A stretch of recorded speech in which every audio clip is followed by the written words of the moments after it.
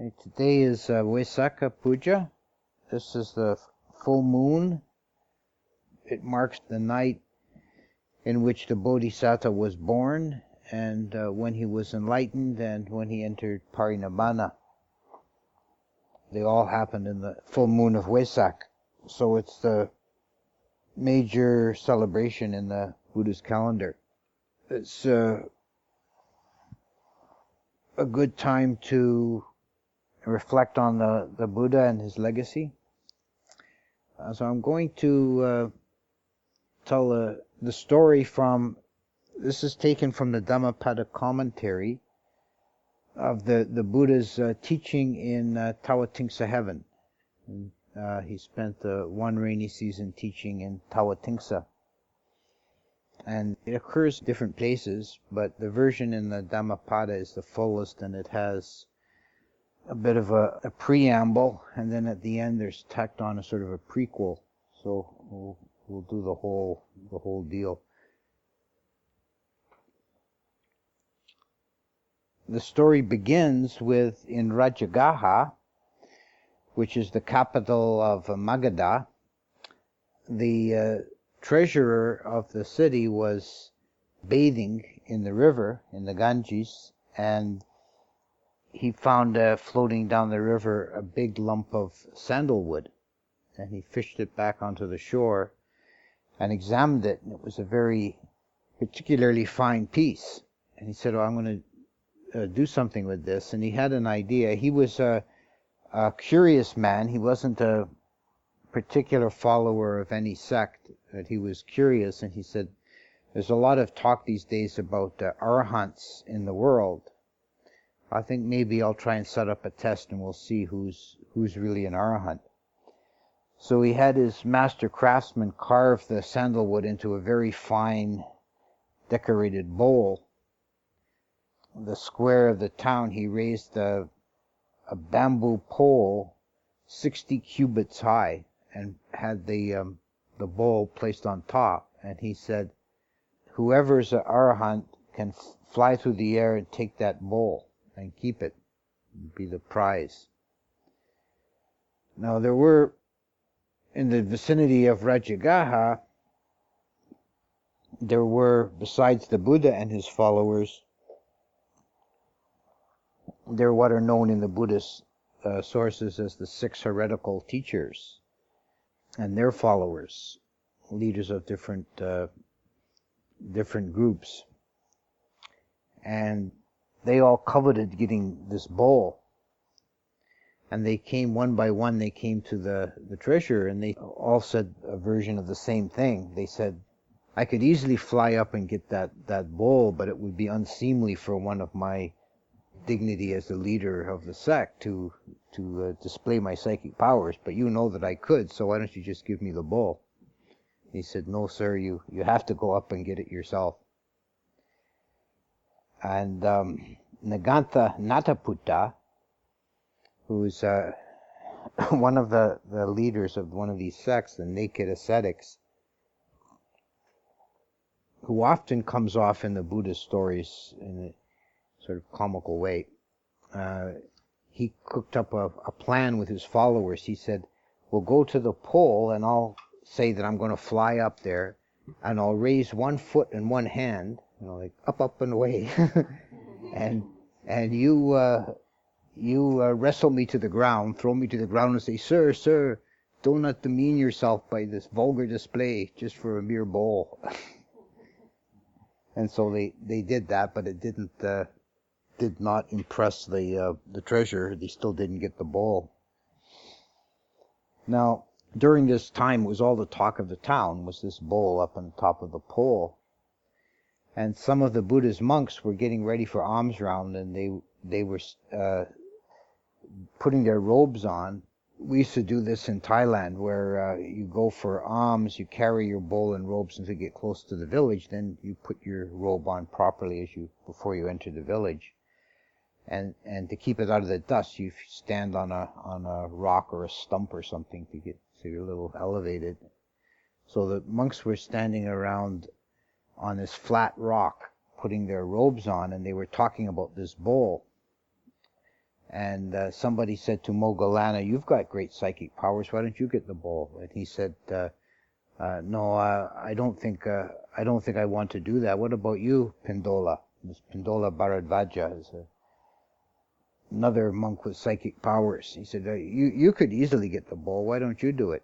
So Pindola said, "Okay, I will." And he floated up in the air with the rock underneath him, standing on the rock in space. And the rock became 3 gawutas wide. Now, a gawuta is, there's 4 gawutas to a yojana. So this, so this means that the rock was about 8 kilometers in diameter, which would happen to be just exactly the dimensions of the city of Rajagaha. So he put the whole city into shade, floating over the city, and the people became frightened. They saw this rock floating in space, and it said they ran about helter-skelter and covered their heads with winnowing baskets, fearful that this rock would fall on them. But Pindola revealed himself to the townspeople, and to allay their fear, he kicked the rock with his foot and sent it back to its proper place, back in the edge of the city. And he floated through the air to the pole, and he easily got the bowl down. And in a few days, this came to the attention of the Buddha that this had been done, and the Buddha called Pindola to account. He said, "Pindola Bharadvaja, did you, as they tell me, did you display your psychic powers before the multitude and got the bowl down off the pole?" He said, yes, sir, I did. And the Buddha said, "Well, that shouldn't be done.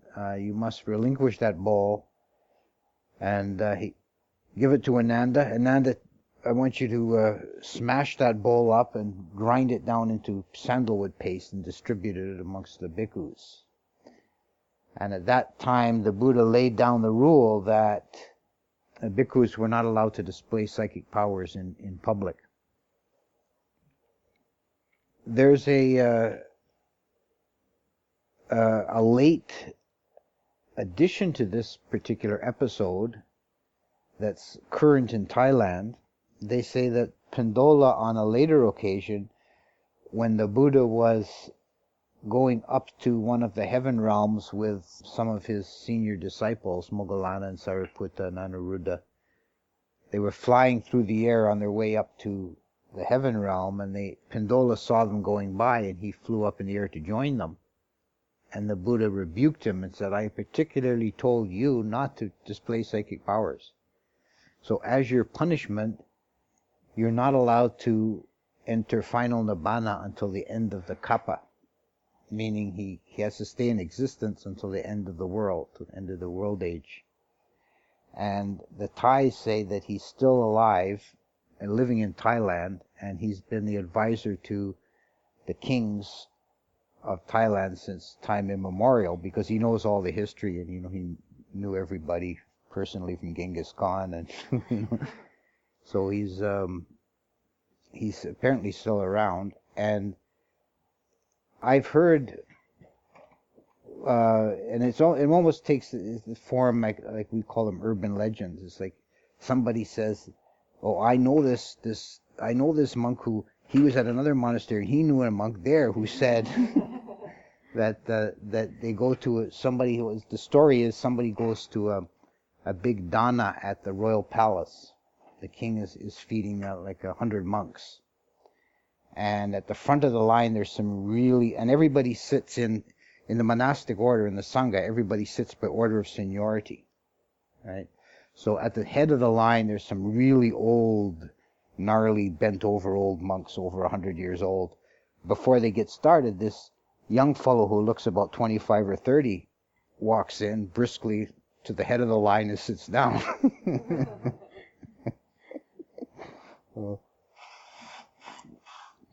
So this is a common story that Pindola is still around. In any case, get back to the account. after laying down the rule, then these various ascetics, the heretic teachers, they said, oh, now is our chance. And they start putting it about that the Buddha's disciples were hopeless. They couldn't do any psychic powers. And they challenged, they were going to put on a display of psychic powers, and we'll see if these Buddhists can do anything. This came to the attention of the Buddha, and one of his lay disciples asked him about it. And the Buddha said, if they want, I will put on a display of psychic powers. And it was King Bimbisara who challenged the Buddha in this regard. And King Bimbisara said, I thought you laid down a rule that the monks aren't supposed to display psychic powers. And the Buddha said, that rule applies to the bhikkhus, it doesn't apply to me. And Bimbisara said, how so? He said, you have in your courtyard, you have a mango grove. If someone from the town comes and starts picking mangoes, what would happen to him? Well, he'd be punished. We'd have him flogged for stealing the royal mangoes. But you can pick the mangoes anytime you like, can you not? And King Bimbisara says, yes, of course, I can pick the mangoes anytime I like. And the Buddha said, well, you rule this kingdom of Magadha that extends for 60 or 80 yojanas across, but my realm extends over 10,000 world systems. So if I want to display psychic powers, I will. And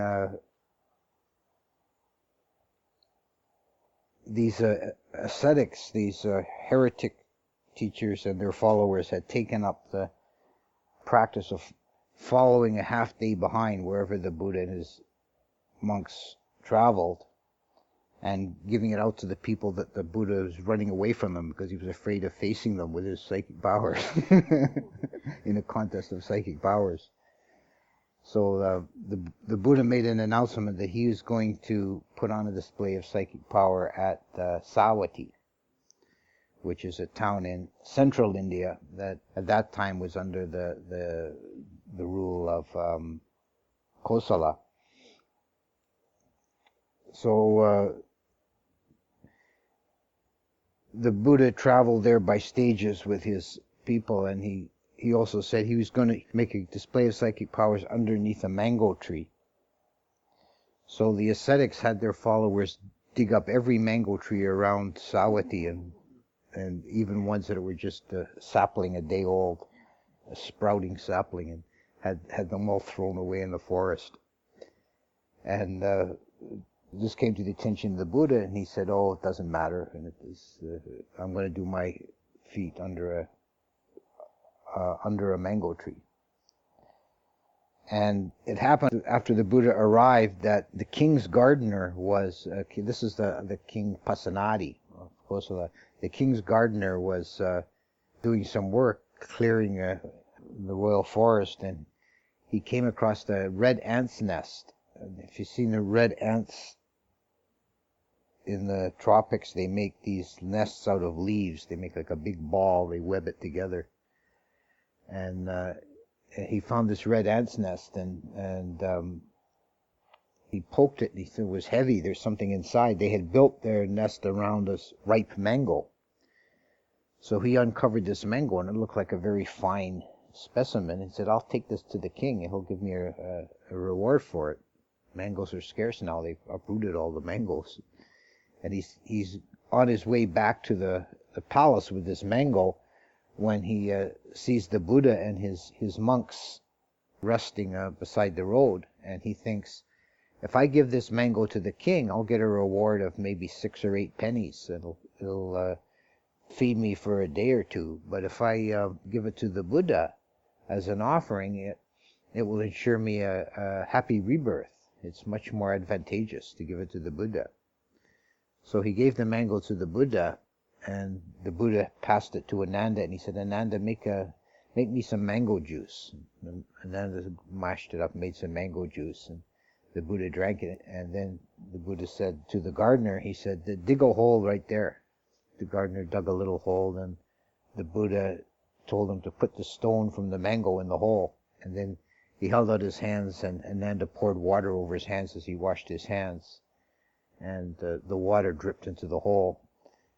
And instantaneously, an enormous mango tree grew up in that spot, and it was known thereafter as Kandasa mango tree, because Kanda was the name of the gardener.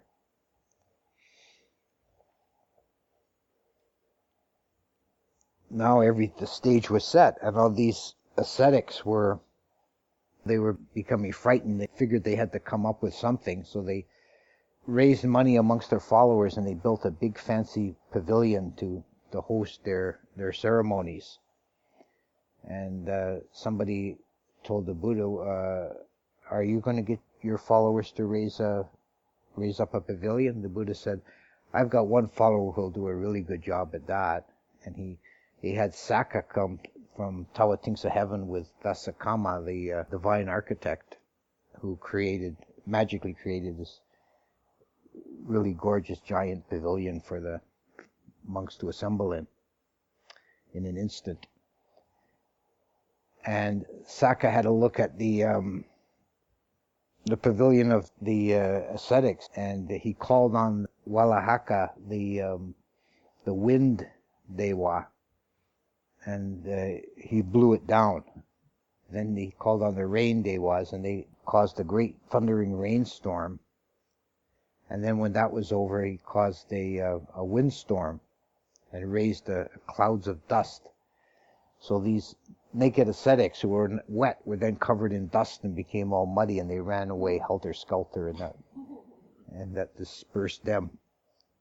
And it said that Sanjaya, one of the ascetics, as he was running along, he came across one of his followers, a farmer who was leading his cow with a heavy bell around its neck.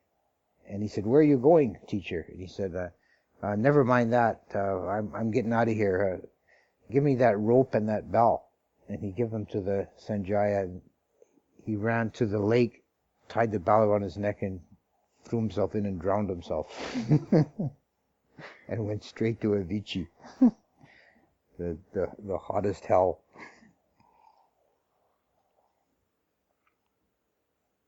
So now the Buddha and his followers were left alone in the field outside Sawati. And it was scheduled the next morning he was going to do a display of psychic power. But before he did that, he asked some of his disciples if any of them were able to do psychic powers. And a laywoman, Chira, she said, "The Venerable Sir, you be excused and rest and let me display psychic powers." And the Buddha said, "What could you do?" And she said, "Well, I could fill this whole world system up to the edge of the world encircling mountains with water, and then I could turn into a water bird and dive in and out of the water."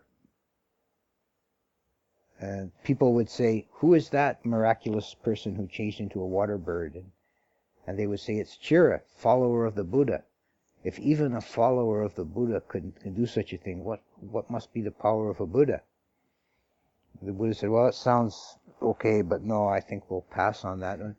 Anybody else? And there was a layman named Chula Anathapindika, and he said that what he would do is change himself into the form of a giant Mahabrahma and stomp and make a giant earthquake. And the Buddha said, "No, we won't do that either." And he went through several more. Next, there was some novices, young people, the young junior monks, like in training. Usually they're like children or teenagers. First, there was a novice bhikkhuni, or young girl, who said that she could take the Mount Sinaru and the Ugandhara mountains and the Himalaya mountains, all these gigantic mountains, and place them in a row and turn herself into a bird and fly over these mountains and round and do tricks in front of the people. And no, we won't do that. And a young novice said that he could fetch the rose apple tree, which is in Jampudipa, which is the island that that we live on, one of the 4 islands, it's named after the rose apple tree. That's this gigantic tree that lasts for an entire kappa, and the fruit are extremely rare and delicious. And he said he could travel to the far north in the Himava in an instant and fetch this tree back and distribute the fruits amongst the crowd. And also the Buddha didn't want to have that done. And Upalawana, the bhikkhuni, she said that she could turn herself into the appearance of a Chakrawati, a wheel-turning monarch, with his 4-fold army and his retinue of thousands, and they would come and pay obeisance to the Buddha.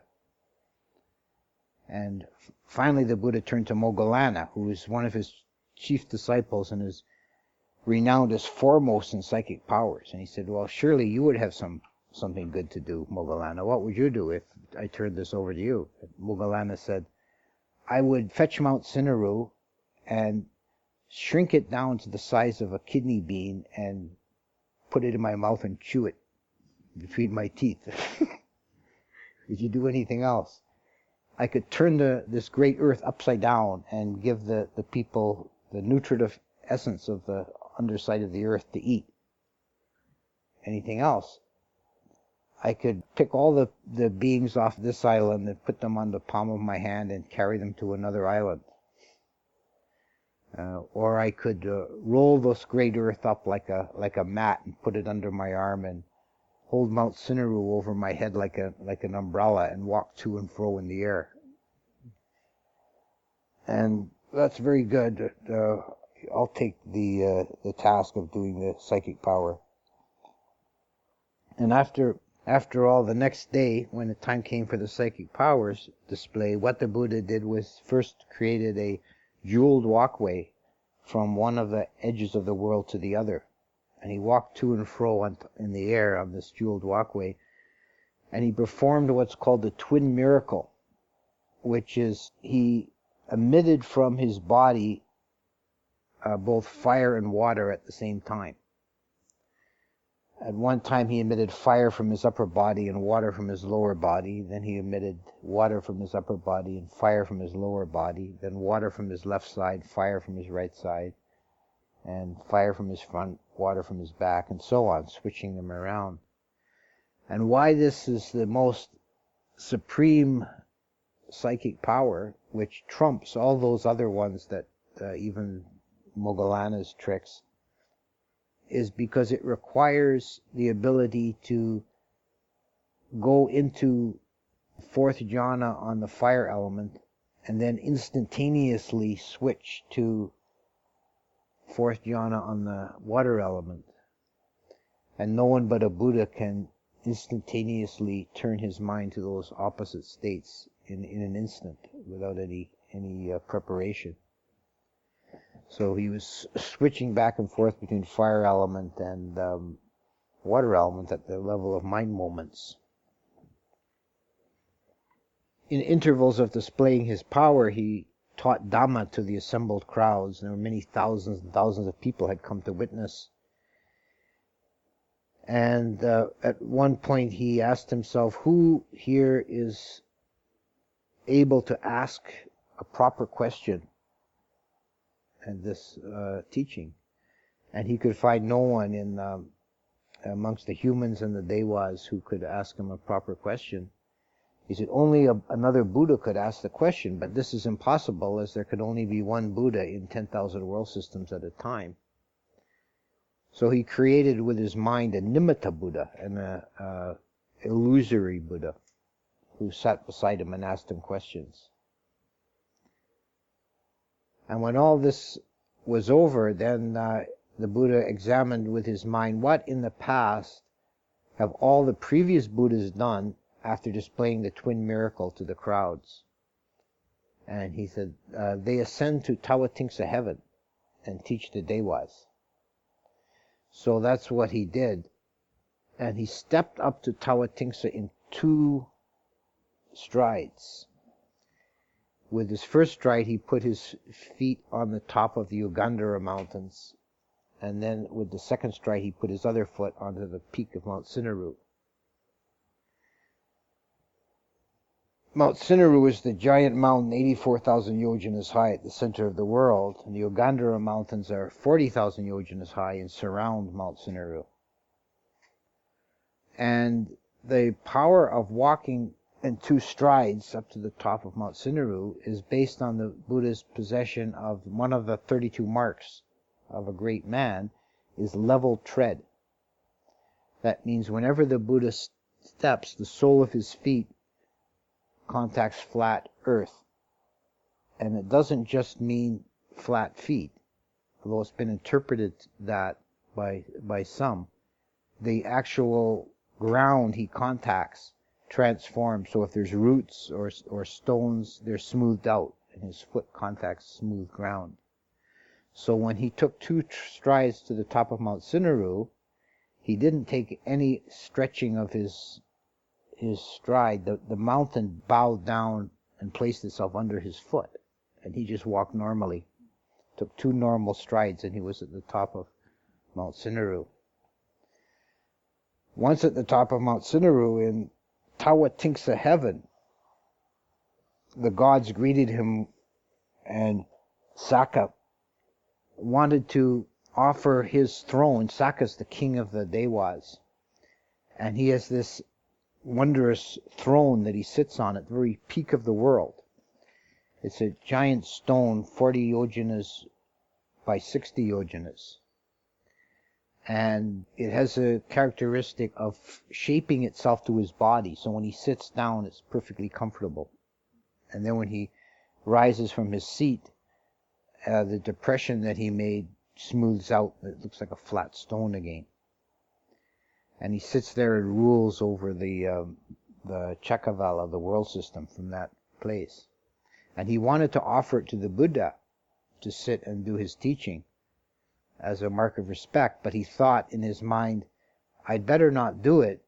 These humans are so small, if he sits in the middle of the throne, he'll just disappear and no one will see him. The Devas are 3 Gawutas high. So the Buddha saw this thought in Sakka's mind, so he said he'll get the throne ready, and he took his Sangati, unfolded it, and threw it across the stone, and it filled the whole space. And then he sat himself on the stone, and it was just as if he was sitting on a comfortable seat of his own dimensions. There's nothing, no one could see anything wrong or out of place. And the Devas assembled from 10,000 world systems to hear his teaching, including his mother, Mahamaya, who had died 7 days after his birth and been reborn in Tushita heaven, which is a couple of levels up from Tavatimsa. So she descended from Tushita to attend the Buddha's teaching, and she got the place of honor at his right side. And the rest of the Devas sat in seniority based on the degree of merit. And there's a small anecdote involved with that. 2 of the first Devas to arrive and seat themselves were named Indika and Ankura. And as more and more Devas come streaming in, Indika held his place close to the Buddha, but Ankura kept getting bumped back until he was many hundreds of yojanas away in the what do they call the cheap seats in a theater, the nosebleeds. Yeah, the nosebleeds. And the Buddha thought he would use this as a teaching about the degrees of merit, and he asked them what they'd done to merit their rebirth as Devas. And Kura had, for 10,000 years, every day he had lit 1,000 fires and had meals cooked for people on these fires and distributed them for free for 1,000 years. Indaka, who kept his place, he had given 1 spoonful of rice to Anuruddha.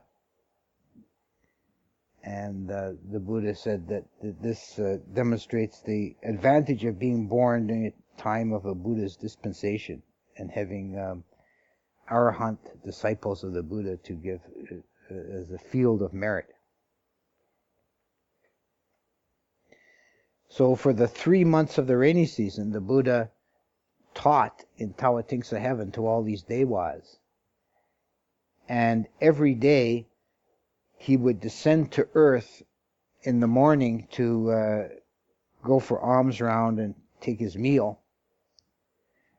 But the devas didn't realize that he was gone, because he would create a nimitta Buddha to sit and continue the teaching. So it was a continuous 24/7 teaching for 3 months. And when he went to earth, he would first go to Lake Anotata, which is a magical lake in the middle of the Himavant, where the water is got very beneficial properties, healing properties, very clear, clean water, and is sought after, very difficult to get Anotata water. And the Buddha would go there and rinse his mouth and his bowl in Lake Anotata water. Then he would go to Uttarakuru, the paradisical continent on the other side of the world, the northern continent. And there he would walk for alms. Then he would return to the shores of Lake Anotata to eat his food. And he would meet with Sariputta there.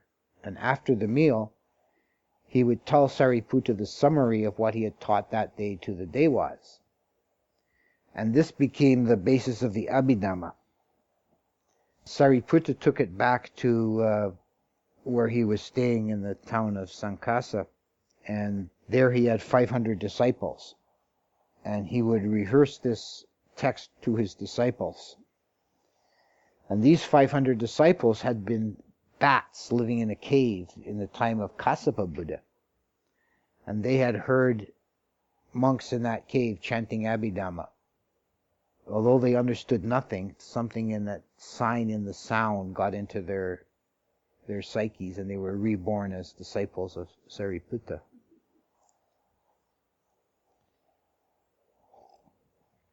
When the rainy season came to an end, the people who were gathered on earth were restless and wondering, when is the Buddha coming back?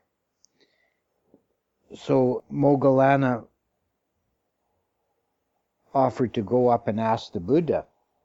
And how he ascended was that he dived into the earth and then up straight through the core of Mount Sinnaru. And he made it with his psychic power that everybody could see. They could see the Mount Sinnaru, and they could see like a light rising up in the mountain. And they would cry out, "Oh, he's up 10 yojanas, he's up 20 yojanas," until he reached the top of the mountain, and then put his head on the Buddha's feet and paid his respects, and then asked the Buddha, "When are you returning to earth?" And he said, "In 7 days' time I shall return to earth." "And where will you return?" "I will return to Sankasa, where Sariputta is." So have people gather there. And when the time came to return to earth, Sakka had made for the Buddha 3 staircases from the top of Mount Sinnaru to the earth, one of gold, one of silver, and the one in the middle of jewels. And the devas descended on the golden staircase, the Brahmas on the silver staircase, and the jewel staircase was reserved for the Buddha. As when he stood at the top of the staircase, he worked another miracle, the revealing of the worlds. He looked up and he saw all the Brahma realms.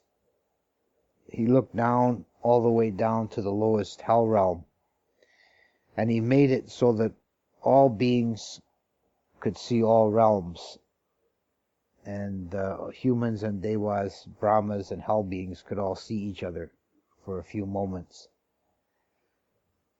Then he descended on the jeweled staircase, and on his right side was Panchasika, the Gandhaba, the minstrel, the musician of the gods, playing on his vina, which is a stringed instrument.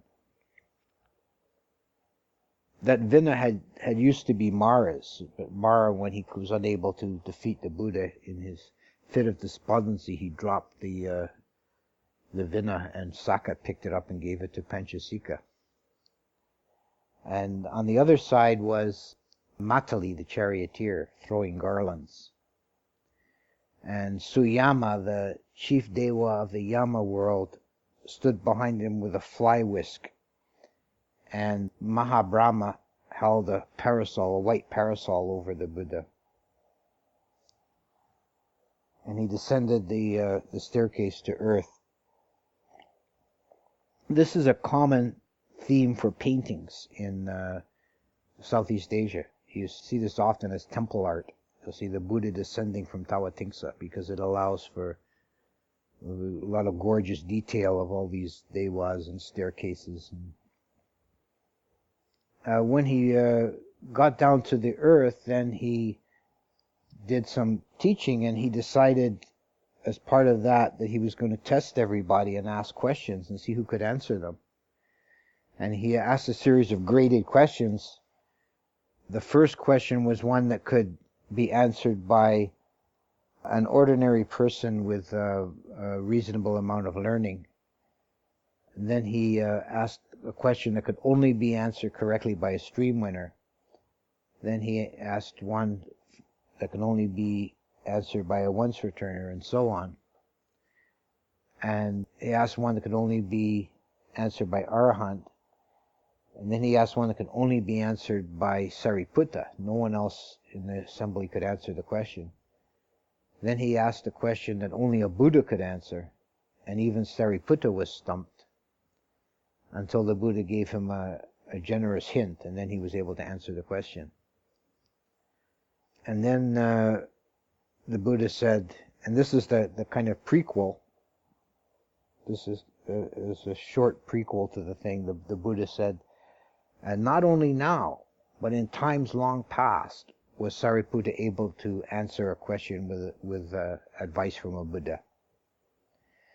The story is that in ages past, there was a young monk who one time, as he was traveling along in a boat, reached over and pulled a leaf off a tree in an idle moment, and immediately felt wrong about it. I've committed an offense. Monks aren't supposed to cut living plants. And he thought no more about it until he was a very old man and he was dying. And he'd lived scrupulously all his life. But as he was dying, this memory came to his mind, and he felt racked by guilt that he'd torn a leaf off a plant. So after he died, he was reborn as a Naga, which was a great serpent being, like a dragon. And he said, this is what I get for pulling that leaf. I've been reborn into this valley-crawling, frog-eating existence. Now I'll have to wait until another Buddha comes into the world and help me. After some time, he married another Naga, and they had a family, and one of his daughters grew up to be very beautiful. And every day he would go to the surface of the ocean and spread his hood, like they have like a cobra hood, spread his hood and make a platform out of it. And his daughter in human form would dance on the hood. And she would sing a song. Who is the greatest king, and what is his kingdom? And who is the greatest fool, and in what is he foolish? And this Naga gave out that whoever can answer these questions correctly, he can marry my daughter. He can have my daughter's hand. So everybody, all the young bucks in the kingdom, they wanted this beautiful Naga maiden. And they kept coming up with answers, but none of them were any good. Until eventually Kassapa Buddha came into the world, previous Buddha. And Sariputta at that birth was a Brahmin, a young Brahmin. And he was a follower of Kassapa. And the Buddha asked him, "Where are you going today?" And he said, "I'm going to try my hand at this answering this Naga's riddles." And Kassapa said, "What's your answers?" And he told him something, and Kassapa said, That's no good. Here's what you tell him. The greatest king is one who rules himself. His kingdom is the five senses. And the greatest fool is one who is ruled by the passions, and the passions are his master." So he went and he answered the riddle that way, and the Naga rejoiced because he knew there was a Buddha in the world. And the Brahmin married the Naga maiden, and the Naga went to see the Buddha, and he got some teachings from the Buddha. And he had been previously this Naga, normally the Nagas can shapeshift, but this Naga had been so upset he was unable to assume human form. But after hearing the Buddha's teachings, he was able to transform into a human shape as well. And the Kassapa told the monks after the Naga had left, it's unfortunate that Naga, if he had been a human being, he would have attained stream entry today. But no one in an animal birth can attain stream entry. But he is now assured of a better rebirth. And then the Brahman, of course, eventually became Sariputta. So that's the rather convoluted story of the Buddha teaching in Tavatimsa heaven.